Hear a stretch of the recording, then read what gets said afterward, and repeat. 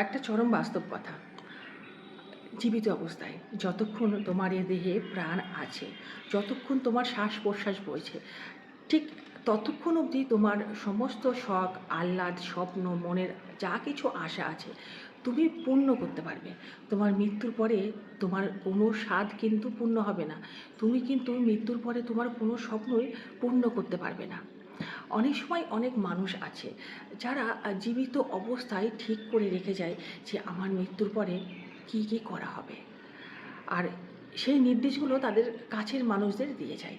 আমার মৃত্যুর পরে অমুক নাম করা শ্মশানে আমাকে দাহ করা হবে, আমার মৃত্যুর পরে অমুক জায়গায় সমাধিস্থ করা হবে, আমার মৃত্যুর পরে আমার এই মরদেহটাকে নিয়ে অমুক তীর্থস্থানে যাওয়া হবে, আমার এই মৃত্যুর পরে আমার নামে একটা ফলক তৈরি করা হবে, আমার মৃত্যুর পরে আমার দেহটা সারা জায়গায় ঘোরাতে হবে।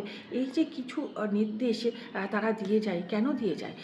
কারণ তারা মনে করে যে আমার মৃত্যুর পরে আমার এই স্বাদগুলো যদি পূর্ণ হয় তাহলে আমার এই আত্মা তৃপ্তি পাবে, আমি মৃত্যুর পরে শান্তি পাবো, আমার মনে হবে যে না, আমার সমস্ত আশা আকাঙ্ক্ষা পূর্ণ হয়েছে। একটা কথা, সেই কথাটা তো সত্যি, যে আমাদের এই শরীরে যতক্ষণ শ্বাস প্রশ্বাস বইবে, যতক্ষণ আমরা আমাদেরকে জীবিত প্রমাণ করতে পারবো, ততক্ষণই তো পারবো আমরা আমাদের সমস্ত স্বপ্ন, সমস্ত আশাগুলোকে পূর্ণ করতে। আমাদের এই দেহ থেকে যখনই আত্মাটা চলে যাবে, আমাদের এই দেহ থেকে যখন আমাদের শ্বাস প্রশ্বাসে চলে যাবে, তখন এই নশ্বর দেহের মূল্যটা কী থাকবে? তুমি তোমার এই মৃতদেহটাকে নিয়ে কত রকম স্বপ্ন দেখছো, তুমি তোমার মৃতদেহটাকে নিয়ে কত কিছু পরিকল্পনা করছো, কত কিছু আশা রাখছো। আর এই মৃতদেহের ওপরে যদি সেই তোমার প্রিয়জনরা সেই সমস্ত নির্দেশগুলো পালন করে, তাহলে তুমি তোমার আত্মা শান্তি পাবে। আরে একটা কথা তো সত্যি, যে আমি যখন মৃত হয়ে যাব, তখন আমাকে ছেড়ে আমার আত্মাটা চলে যাবে, তখন সে আত্মা আমার বলে থাকবে না। তাহলে আমার যখন আত্মা আমার কাছে নেই, আমার সঙ্গে নেই, তাহলে আমি কিসের জন্য করছি? আর একটা কথা ভেবে দেখো তো, যারা এই সমস্ত পরিকল্পনাগুলো মৃত্যুর আগে করে থাকে, কথাগুলো তাদের উদ্দেশ্যে। সেই কথাটা হচ্ছে যে তোমার এই মৃতদেহটা নিয়ে তুমি যে এত কিছু পরিকল্পনা করছো, তা তুমি সেইখানে সশরীরে যেতে পারবে? পারবে তো না। তোমাকে নিয়ে যেতে হবে নানা রকম মানে মেডিসিনের ব্যবস্থা নিয়ে, তোমার শরীরে যাতে দ্রুত পচন না ঘটে, তোমার শরীরে যাতে পোকা না হয়, যাতে দুর্গন্ধ না হয়, সেইভাবে নানা রকম প্যাকেটজাত দ্রব্যর মধ্যে তোমাকে বন্দি করে, তার মধ্যে অনেকে পাওয়ারফুল মেডিসিন দিয়ে তোমার দেহটাকে সংরক্ষণ করে ঠিক সেই জায়গায় নিয়ে যাবে, সেই তীর্থস্থান হোক বা অন্য কোনো তোমার ইচ্ছা মতো সেই জায়গাটা নিয়ে যাওয়া হোক। তাহলে তোমার ইচ্ছা বলে কি আছে? তোমার মৃতদেহ তার তো কোনো মূল্য নেই। তাহলে তুমি কেন ইচ্ছা রাখছো? তুমি কি পারবে সশরীরে সেখানে যেতে? সেটা তোমার পছন্দ মতো জায়গায়? তাহলে তোমার এই নশ্বর দেহ, তোমার এই পচন ধরা দেহ নিয়ে তুমি এখানে নিয়ে যেতে বলছো, সেখানে নিয়ে যেতে বলছো, ওইখানে নিয়ে যেতে বলছো, সেখানে গিয়ে তুমি কিছু দেখতে পাবে? সেইখানে গিয়ে তুমি তোমার স্বাদ পূর্ণ করতে পারবে? তোমাকে সবাই কিন্তু মৃতদেহ বলেই চিনবে। তুমি কিন্তু তাদের কাছে জ্যান্ত মানুষ নও, তুমি একটা মৃত ব্যক্তি। আর মৃত ব্যক্তির স্বাদ ইচ্ছা বলে কিছু থাকে না। তুমি যখনই তোমার দেহ ত্যাগ করেছো, তখনই তোমার আত্মা তোমার সঙ্গে নেই, সে ছেড়ে চলে গেছে, সে অন্য কোথাও চলে গেছে, সে তোমার উপরে কোনো দায় দায়িত্ব পালন করবে না। তাহলে তোমার এই মৃতদেহর ক্রিয়াকর্ম, কাজ, তোমার মনের ইচ্ছা, সেইগুলো কে দেখবে?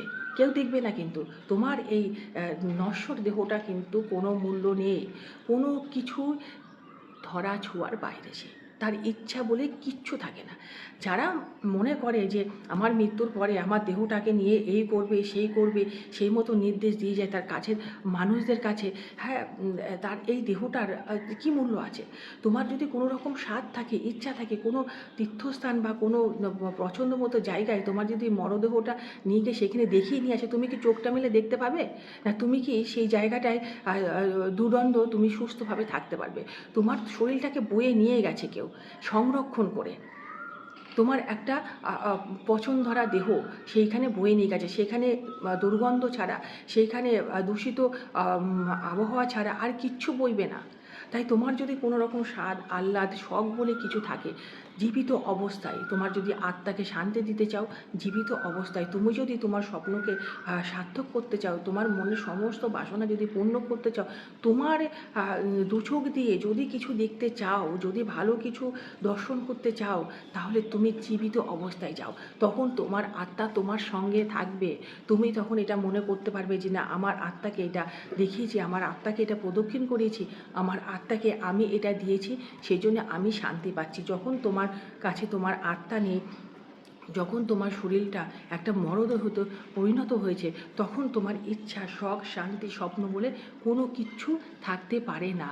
আর তোমার যদি এতটাই শখ থাকে, তোমার যদি এতটাই স্বপ্ন থাকে, তাহলে তুমি একটা কথা মনে রেখো, তোমার ওই মরদেহটাকে সংরক্ষণ করে সেই সমস্ত জায়গায় নিয়ে যেত না। তুমি একটা শুধুমাত্র আবর্জনা, তুমি শুধুমাত্র একটা বাতিল হয়ে যাওয়া দেহ, যেই দেহটার সঙ্গে আমাদের ফেলে দেওয়া কোনো অপ্রয়োজনীয় জিনিসের সঙ্গে কোনো পার্থক্য নেই।